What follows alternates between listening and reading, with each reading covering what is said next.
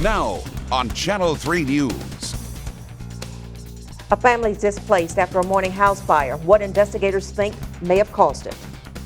Plus more problems for the Rolling Hills landfill, the latest violations, and how much owners have to pay. Guilty of murder in the first degree. And the verdict is in. What's next for former NFL player Aaron Hernandez? Good morning, everyone. The Pensacola family's home caught fire this morning. Firefighters say that blaze was likely caused by an electric bug repeller. And crews were called to the West Brainerd Street home at around 7:30. When they got there, they found one of the bedrooms where the repellent was plugged in on fire. One adult and 2 children made it out safely. 2 violations for the Rolling Hills landfill. The owners have under a month to correct those issues. During an inspection yesterday, the Escambia County Code Enforcement found a bad smell outside of the landfill's property line and a mound clearly visible beyond the landfill's fences. Now the landfill will be fined $200 every day for each violation. If the problems are not corrected by May 14th, Escambia County can stop traffic going into the landfill. Last month, a special magistrate ruled that Rolling Hills had broken multiple laws and given owners just a few weeks to fix those problems. More than 350 students in Pace could have to change schools soon. Assistant Superintendent Bill Emerson says it's because SS Dixon Primary is overcrowded. To fix that problem, the district wants to send some students to Pea Ridge and Chumuckla, a group of Pea Ridge parents and another group of Pea Ridge students to Russell Elementary, and send some students from Sims to Avalon. Emerson says the goal is to build another school, but they have to fill up the others first. The school board will make a final decision after they hear from parents on April 23rd. Investigators are now reviewing New Point Charter School's email accounts and computers. Last month, the state attorney's office opened a criminal investigation into the Pensacola school for possible grade tampering. There are also allegations accusing teachers of misconduct. Right now, State Attorney Bill Evans says they're interviewing witnesses, including school employees. Evans says the investigation could last several weeks. A Walton County man accused of trying to set his girlfriend on fire has been arrested. James Sparra, now charged with assault, arson, and cruelty towards a child. Deputies say Sparra chased a man at a home in Defuniak Springs Monday while threatening to, quote, cut him. After that, Sparra allegedly went back into the home, poured gasoline on his girlfriend, tried to light it while a child was nearby. Sparra now booked into the Walton County Jail. Escambia deputies have arrested a man they say killed another man last summer. Tony Stroud, now charged with premeditated murder for the death of Tyler Evans. Evans' body was found near Weller Avenue and Bradfield Drive in a neighborhood under construction in August of 2014. According to the deputies, witness testimony and forensic evidence led to the arrest of Stroud. The 2011 disappearance of Marie Carlson of Fort Walton Beach will be featured on a national TV show this week. The show is called Cold Justice, and this episode will focus on her missing persons case. Marie was living with Pastor James Flanders and his wife Tanya at the time of her disappearance. Carlson's ex-husband reported her missing after he received a text message from her phone saying she was leaving Fort Walton Beach. That episode is scheduled to air this Friday on TNT. Well, I think many people are probably going, okay, enough. Yeah. Where's the sunshine? For sure. And I'm afraid the sun's not coming out for a few days. I mean, maybe a break here or there, but pretty cloudy. And even now there's a flash flood watch. The upside is so far today, we've had no rain at all. It's definitely cloudy, but not a drop of rain yet. A couple of spots reporting a light mist, but that's it. So it's actually looking okay right now. But we do have some rain in the forecast. You can see the flash flood watch does go all the way back through Mississippi and Louisiana. And if you look at the Doppler, here again, see, no rain showing up here. We're going to swing to the southwest. That's as close as any rain has been just south of Gulfport. So we're cloudy now. Coming up, a look at Futurecast, and I'll show you when some rain may arrive. Today is the last day to file your income tax returns. You have until midnight to get them done or file for an extension. April 15th, midnight's a hard deadline, so if you don't pay, you don't file, you can well be penalized. Last year, the federal government issued more than $330 billion in refunds, the average refund being about $2,700. And here's some good news for tax day. A lot of retailers are looking for a way to make today easier for you. Sonic is offering half-price cheeseburgers. Great American Cookie will give you a free cookie.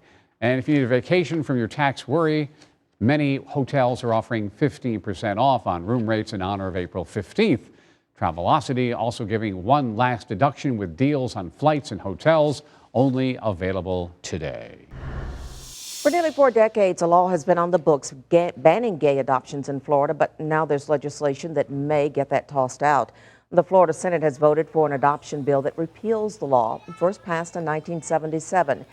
Now it's awaiting Governor Rick Scott's approval. Florida's ban on gay adoptions was ruled unconstitutional 5 years ago.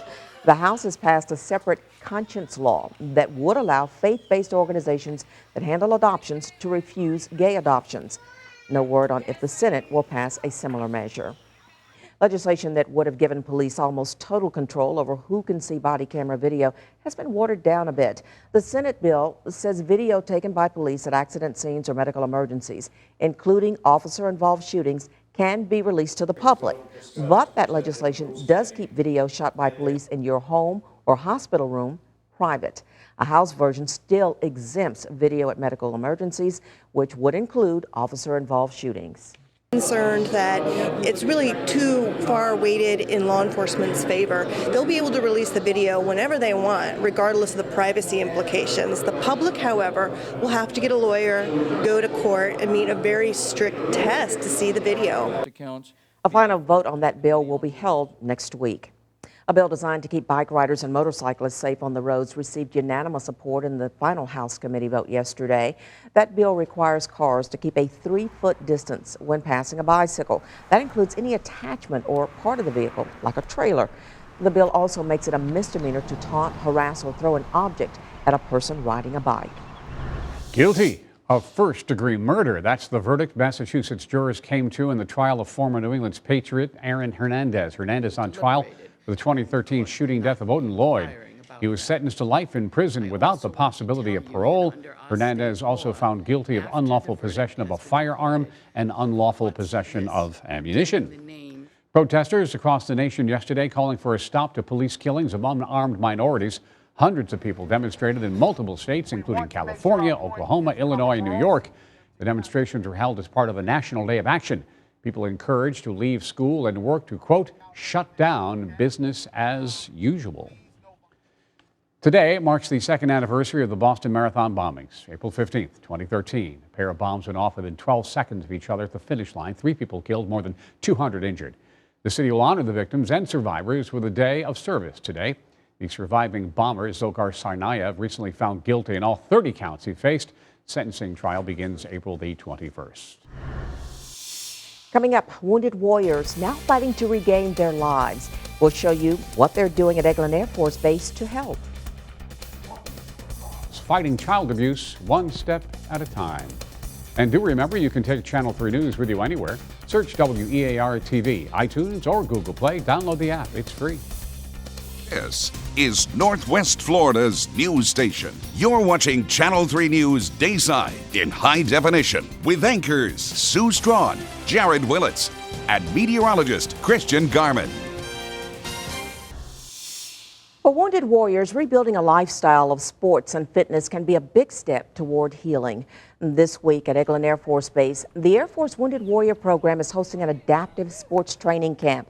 Active duty and retired airmen are getting a chance to relearn sports like track, swimming, and basketball. They're doing that with mentors who know their challenges. They say sometimes the athletes believe there are things they can't do because of medical opinions or self-doubt. The camp helps them break through those limits. There's life after injury. It's just a matter of you adapting to it and what you make of it. And that's what I'm doing now, and that's what the rest of these people are doing too. Tech Sergeant Brian Williams was skeptical before coming to the camp. Now he wants to train for the Air Force Warrior Games team. Well, last week we told you about that emaciated dog found on the side of the road. Now, Oliver is recovering well thanks to rescuers in Mobile and Pensacola. When he was found in Satsuma, he was unable to stand, had to be given water through a syringe. He now weighs about 29 pounds. He's being cared for at the Parkway Animal Hospital in Mobile. His caretakers plan to move him to Phoenix Rising Rescue in Pensacola sometime next week. There were over 4,600 reports of child abuse in Escambia County last year. That's according to the Gulf Coast Kids House, a local child advocacy center. Now those statistics have local advocates rallying behind a young woman walking across the state to raise awareness. Channel 3's Rob Brown has more. For the past 6 years, this young woman has walked across the state of Florida to raise awareness about the number of child abuse cases in the state, a number that local advocates say is rising at an alarming pace. Every year, Lauren Book takes a journey walking from Key West to Escambia County and back to Tallahassee, a 1,500-mile trip. A victim of child abuse herself, Book dedicates her walk to those children who need help. And so I know the importance of having a community stand up and use its voice to protect me and other survivors of abuse. According to the Gulf Coast Kids House, 1 in 15 Escambia County children are subject to a child abuse report. 1 in 10 are sexually abused, and 90% know their abuser. Victims of sexual abuse are 3 times more likely to abuse drugs or alcohol after their incident. Stacy Kostovicki of the Gulf Coast Kids House says events like Lauren's Walk are geared towards raising awareness and making the discussion of abuse more mainstream. Approach child abuse and child abuse prevention and awareness in a less scary, less threatening way, because truly it's all of our responsibility to make sure that the children in this community stay safe and that they turn into successful adults. In Escambia County, Rob Brown, Channel 3 News. Coming up, color blindness affects millions of people, and there could soon be a cure. Do remember to sign up to be our Facebook Fan of the Day. Today's fan will win a voucher for 4 tickets to Disney on Ice at the Bay Center next week. Enter. Go to facebook.com/WEARTV. Click on the Connect 3 button at the top of the page. Well, this will probably be one of the cutest videos you will see today. A baby born deaf hears his mother's voice for the first time thanks to technology. Little Elijah Cook was fitted with tiny hearing aids at 9 weeks. His mom, Ahava, posted the video online of the first time he heard her voice. There he is. Look at that. Yeah, and you get to see the expression when he hears her say his name. There's that smile. Can you hear yourself? Color blindness affects millions of people, and there might be a cure soon enough. 1 out of every 12 men suffer from it, lots of women as well. Researchers think a cure could be as simple as a single shot in the eye. The produce aisle is rich with color, unless you can't distinguish your reds from greens. For the estimated 10 million Americans who are colorblind because they're missing a gene, a sea of vibrant colors is reduced to a few muted shades, and many people don't talk about it. Oh, you're colorblind? You know, what color is my shirt? You know, oh, you're colorblind? Can you see this? And so a lot of people that are colorblind actually have learned not to tell anybody about it. But the conversation got going when University of Washington researchers Jay and Maureen Knight cured colorblindness in squirrel monkeys. The monkey is supposed to tap the screen where he sees a blotch of color. It's failure after failure. But after a single treatment of gene therapy, the monkey successfully taps the color every time. Most of us take our color vision for granted, but without it, it would be tough to work in a lab where much of the equipment is color-coded. You'd have trouble in the medical field. You couldn't be a commercial pilot. I mean, you can't be a policeman, a fireman. You can't be in the FBI. You can't be a Navy SEAL. So when the researchers announced a partnership with a biotech lab to start human trials, the response was overwhelming. You know, in the first week, they had more than 10,000 people registered. And I personally have gotten a lot of emails every day from people saying, thank you so much for working on this. Human trials likely won't start until the end of next year. But when they get the green light, the doctors are optimistic it will be a red letter day. Molly Shen, Como 4 News. Well, Netflix says it will soon make it easier for the blind to enjoy their streaming services. Beginning tomorrow, the Netflix series Daredevil will feature audio descriptions. A narrator will explain what's happening, including the characters' facial expressions, costumes, and changes in setting. Netflix says the feature will also be added to current and past seasons of House of Cards, Orange is the New Black, and others. A new study says most baseball parents don't know about safe pitching practices. The study by the American Sports Medicine Institute says 64% of parents that their child has had some pain because of too much pitching. More than half of those parents say they don't know about safe pitching practices designed to prevent injury. The Andrews Institute has an app called Throw Like a Pro. Parents can use it to count throws and more. You can find a link at WEARTV.com. And Channel 3's Ricky Van will have more on this on Channel 3 News first at 4 this afternoon. And there's a new date for WEAR's Shredathon. We'll have all the information for you when we come back. Well, due to the nasty weather we're having, WEAR's Shredathon has been rescheduled for June 5th. Then you can bring your old paperwork to Cordova Mall in Pensacola or Santa Rosa Mall in Mary Esther at 11 in the morning. Go all day with up to 50 pounds of personal documents shredded for free. Well, the flash flood watch continues, though certainly the radar has been quiet this morning. We still have the chance for isolated heavy showers this afternoon, and that's why that watch is in effect, because we're already so saturated. But you can see right now it's pretty quiet out there. We thank you for joining us, and we do hope to see you again at 4, 5, 6, and 10. Have a wonderful day.